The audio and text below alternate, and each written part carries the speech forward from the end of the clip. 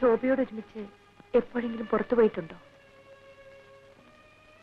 ഇല്ല. ഇപ്പോഴവൾ ഉണ്ടായിരുന്നെങ്കിൽ ഒരു ദേവതയെപ്പോലെ ഞാൻ അവളെ ആരാധിക്കുമായിരുന്നു. എന്തോ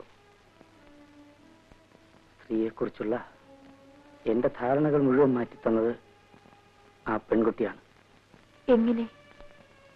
എന്നെ തോൽപ്പിച്ചുകൊണ്ട്. ശോഭ എഴുതി വെച്ച ആ കത്തിലൂടെയാണ് ഞാൻ ആദ്യമായി തോൽവി അറിഞ്ഞത്. തോൽക്കരുത്.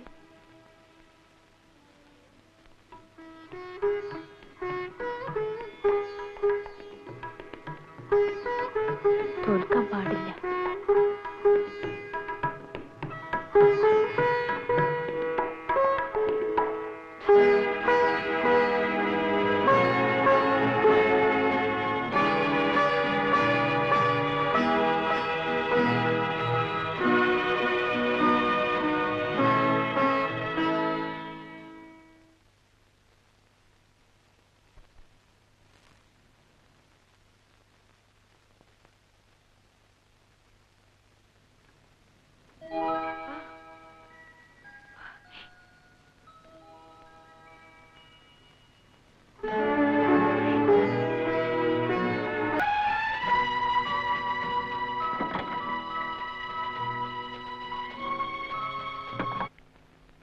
അമ്മയെ കാണാൻ ഒരാള് വന്നിട്ടുണ്ട്. എന്നെ കാണാനോ? ആരാ മോളെ? എന്നെ കാണാൻ ആരാ? അതല്ലമ്മേ, അമ്മയൊന്ന് കാണണം. വരൂ.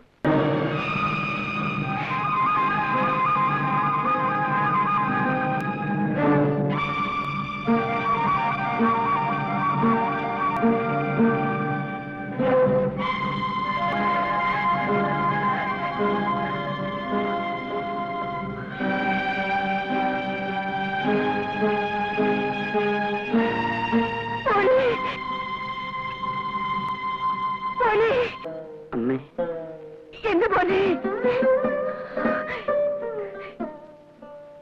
എന്റെ മോനെ, മോനെ.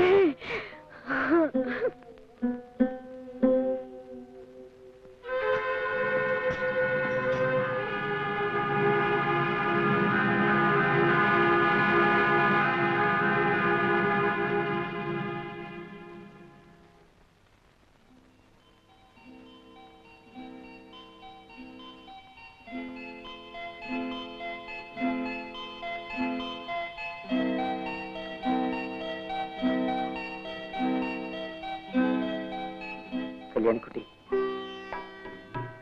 എനിക്കിന്ന് എന്തോ വലിയ സന്തോഷം തോന്നുന്നു.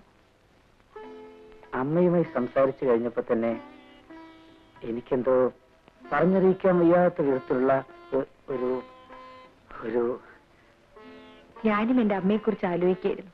എന്താ ഇത്ര ആലോചിക്കാൻ? അമ്മയ്ക്കായിരുന്നല്ലോ നിങ്ങളെക്കുറിച്ച് കൂടുതൽ. അമ്മയുണ്ടായിരുന്നെങ്കിൽ അവരായിരിക്കും ഇന്ന് ഏറ്റവും കൂടുതൽ സന്തോഷിക്കുന്നത്. കല്യാണിക്കുട്ടി, എന്റെ ജീവിതത്തിൽ നീ നേരത്തെ കടന്നു വന്നില്ലല്ലോ എന്നോർത്ത് എനിക്ക് ദുഃഖം തോന്നുന്നു. ഇനി ഞാൻ ഒരു തെറ്റും ചെയ്യില്ല. നമ്മുടെ ജീവിതത്തിൽ പ്രശ്നങ്ങളേ ഉണ്ടാവില്ല.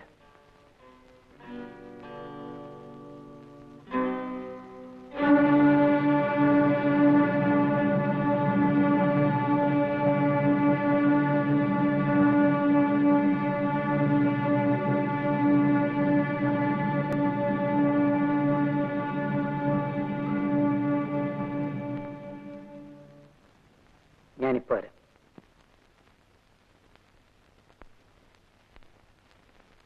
വരട്ടരുത്. നമ്മുടെയൊക്കെ ആയുസ് ഒരു പിച്ചാത്തിപ്പിടിയിൽ ഒതുങ്ങുന്നതാ. അത് മറക്കരുത്. നീ എന്ത് ചെയ്യുന്ന? എനിക്ക് ചാവാൻ മടിയില്ല.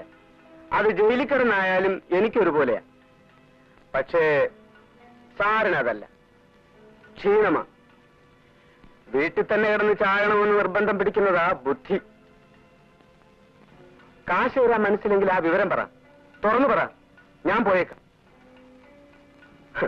സാറിനെ പോലെ പഠിപ്പും വിദ്യാഭ്യാസമൊന്നും എനിക്കില്ലായിരിക്കും. പക്ഷേ ഞാൻ തന്തയ്ക്ക് പുറന്നവനാ, സാറിനെ പോലല്ല. ഹസൻ, ഇവിടെ വരൂ.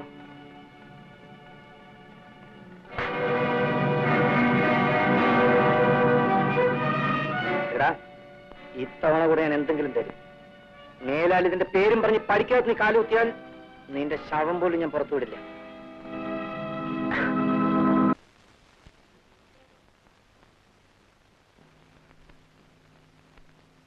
ഇന്ന് സാധ്യമല്ല എന്ന് പറഞ്ഞാൽ പിന്നെ ഒരിക്കലും സാധ്യമല്ല എന്നർത്ഥം എടുക്കരുത്. ഇന്നെന്തുകൊണ്ട് സാധ്യമല്ല? കുഞ്ഞെ, എനിക്ക് ആ ചോദ്യം ഇഷ്ടപ്പെട്ടില്ല. ഞാൻ സൗജന്യമൊന്നും ആവശ്യപ്പെട്ടില്ല. അവകാശമാണോ? അതെ.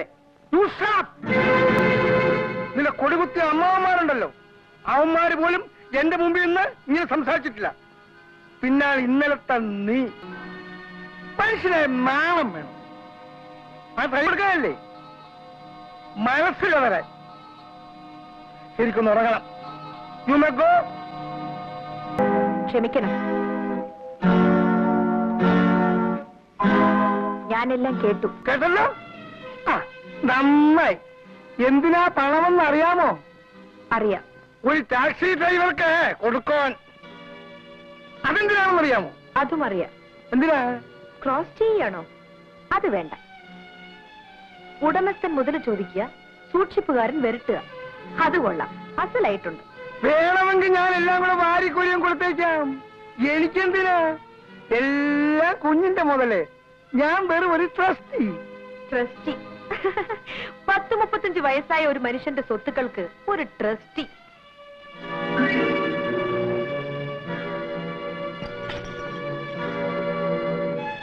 ഇന്ന് മുതൽ ഞാനാവും ഇതിന്റെ സൂക്ഷിപ്പുകാരി. നിങ്ങൾക്ക് എന്ത് വേണോ അപ്പപ്പ എന്നോട് ചോദിച്ചാൽ മതി, ഞാൻ തരാം.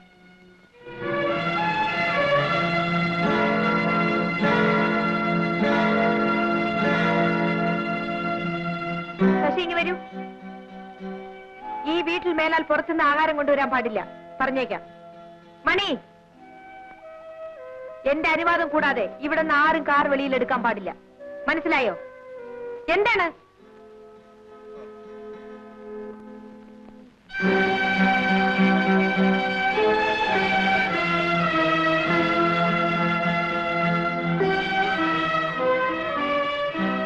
ഇന്നത്തെ കോട്ട കഴിഞ്ഞു. ആ ഡ്രൈവർ പോയോ? പാവം, വല്ലതും കൊടുക്കാമായിരുന്നു.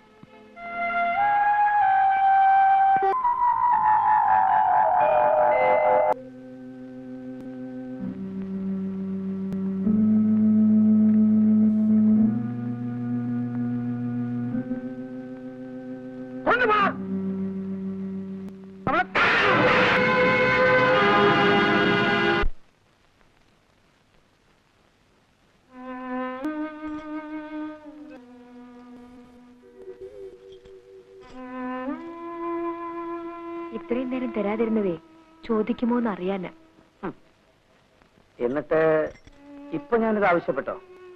അതുകൊണ്ടല്ലേ ഏൽപ്പിച്ചത്. ഞാനിത് വാങ്ങിച്ചില്ലെങ്കിലോ? അങ്ങനെ പറയരുത്, വാങ്ങണം. വേണ്ട, നീ തന്നെ സൂക്ഷിച്ചു വെച്ചാ മതി. ഞാൻ സൂക്ഷിച്ചു വെക്കാനോ? എന്നെ കൊണ്ട് ഇതൊന്നും ആവില്ല. എന്തുകൊണ്ടാവില്ല? നീ ഉള്ളത് കൊണ്ട്. ഞാൻ ആരാണ്?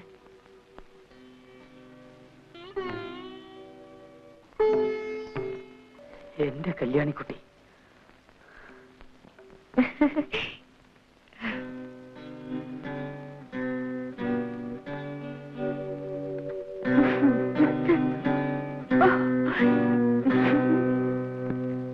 ഇനി ഇവിടുന്ന് ഭക്ഷണം കൊണ്ട് ചെല്ലുന്ന ആൾക്കാരിക്കും തട്ടെന്നാ പറഞ്ഞിരിക്കുന്നത്. ഈ വീട്ടിൽ നിന്ന് പച്ചവെള്ളം തൊടിയലെന്ന വാശി. പോയിട്ടൊരു കാപ്പി കൊണ്ടുവരൂ.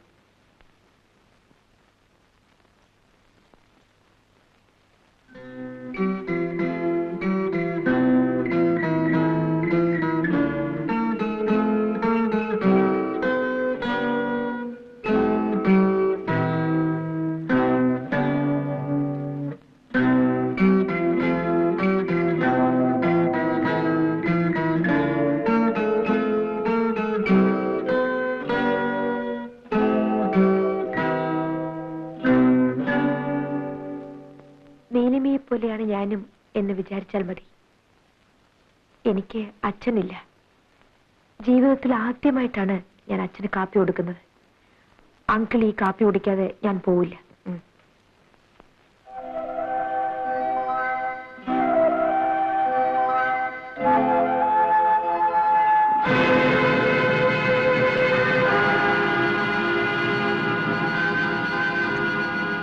എവിടുന്നെങ്കിലും ഓരോ തേവിളിച്ചിൽ വന്ന് കയറിക്കോളും.